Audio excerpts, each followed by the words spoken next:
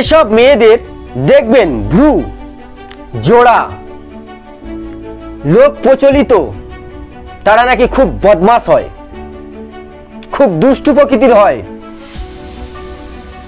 কিন্তু না, শাস্ত্র বলছে যেসব মেয়েদের ভ্রু জোড়া তারা সৌভাগ্য বহন করে নিয়ে আসে।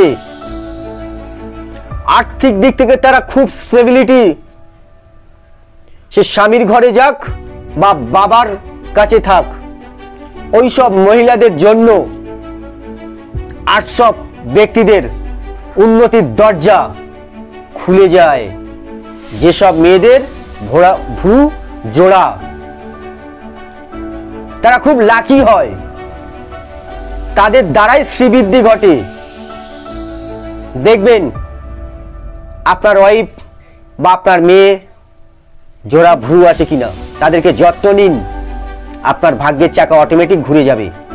যদি আমার প্রোগ্রাম ভালো লেগে থাকেন কমেন্ট সেকশনে ভুলবেন না। জয় মা তারা, জয় মা ভবানী, সবাই ভালো থাকবেন।